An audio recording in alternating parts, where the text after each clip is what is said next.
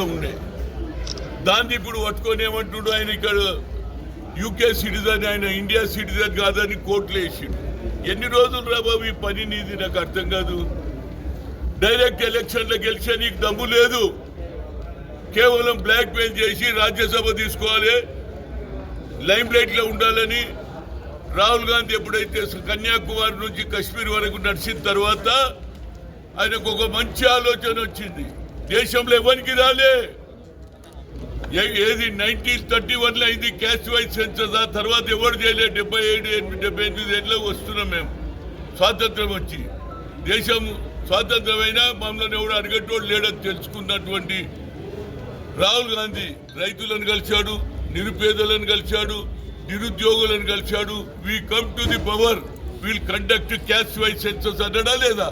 ఇక అది తెలుసుకున్నాడు Rahul Gandhi. Day by day ఆయన ఇమేజ్ పెరుగుతుందని ఆయన మీద కూడా ఒక కోర్టుల ఏది హైకోర్టులో సుప్రీంకోర్టులో కేసు వేసిండు. Is not citizen of India అంట. అరే ఎట్లానా బాబు నీకు?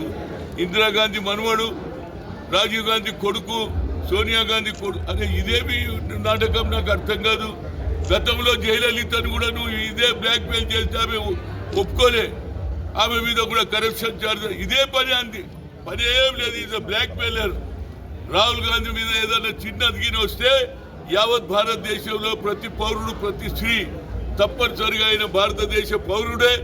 గతంలో సోనియా గాంధీ షీజ్ ఇటలీ అన్నారు, ఇప్పుడు కొత్త నాటకం పెట్టిండ్రు. దీనికి ప్రతి ఒక్కరు కూడా ఖండించాలి.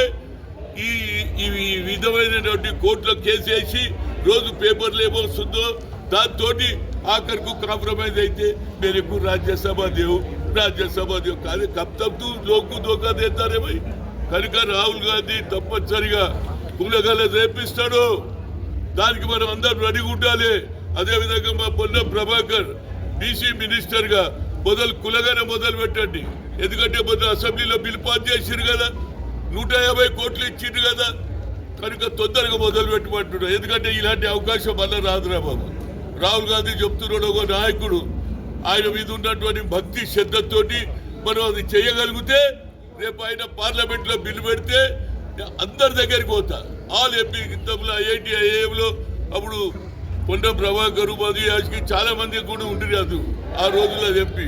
అందరి మద్దతుతోటి ఐఐటి ఐఐఎంలో రిజర్వేషన్ తెచ్చినాం. కనుక అదేవిధంగా all India institute of medical సైన్స్లో సుప్రీంకోర్టు కొట్టేస్తే సోనియా గాంధీ పార్లమెంట్, అదేవిధంగా ఇవాళ రాహుల్ గాంధీ కూడా బిల్లు పెడితే తప్పనిసరిగా అందరి దగ్గరికి పోయి ఒప్పిస్తాం. ఎందుకంటే మా జనాభా ఎక్కువ ఉందిరా బాబు. ఎన్ని రోజులు మోయాలి బిల్లును? రాహుల్ గాంధీ ఏమన్నాడు? 90% మందికి అన్యాయం జరుగుతున్నది, కేవలం 10% వాళ్ళే లాభపడుతున్నారని చెప్పిండు. అంత ధైర్యంగా చెప్పే నాయకుడిని నేనైతే చూడలేదా నా లైఫ్లో. దమ్మున నాయకుడు. దానికి ఇప్పటి నుంచే చాలా బీసీ సంఘాలు ఆభరణ నిరాధేక్తాన్ని ఇది కావాలని ప్రతి ఒక్కరు కోరుతున్నారు. అన్ని కుల సంఘాలు కోరుతున్నారు. కనుక దీని మీద మా పొన్నం ప్రభాకర్ మీద అతి పెద్ద బాధ్యత ఉన్నది. ఆయన మినిస్టర్ కాబట్టి ఇమీడియట్ గా కులగనం మొదలు పెట్టాలి. దానివల్ల రాహుల్ గాంధీ కూడా తెలియకుండా రేపు ఈయన కులగనం పెట్టారనుకో, రేపు ఏమి అడుగుతారు వాళ్ళు? మీ ఓన్ స్టేట్ లో తెలంగాణలో వచ్చినటువంటి కాంగ్రెస్ ప్రభుత్వ స్టేట్లోనే కులగనం జరగకుండా మీరు పంచాయతీ నగరపాలిక పెడితే అది రాహుల్ గాంధీకి నష్టం జరుగుతుంది అనేది నా ఉద్దేశం. కనుక దీని మీద జరగాలి. మిగతా ఇష్యూ నేను తర్వాత పొన్నంతో మాట్లాడతాగా. నేను వేరే ఇష్యూ అన్న నాకు బాధ ఏమిపించిందంటే మన సర్దార్ సర్వాయి పాపన్న గారు కేవలం గౌండోళ్ళకే లీడర్ కాదు, యావత్ భారతదేశంలో ప్రతి బీసీకి లీడర్. సరే అందుగురించి నా ఉద్దేశంలో ఆయన కూడా మహాత్మా జ్యోతిరావు పూలే లాగా ఆ రోజులలో సావిత్రి పూలేతో స్కూల్లో చదివించిండు. ఆ తర్వాతనే బాబాసాహెబ్ అంబేద్కర్ రాజ్యాంగం రాసిండు. ఈయన కూడా ఆయన కంటే ముందు 300 సంవత్సరాల కింద దొరల వ్యతిరేకంగా, నవాబుల వ్యతిరేకంగా కొట్లాడిన వ్యక్తి.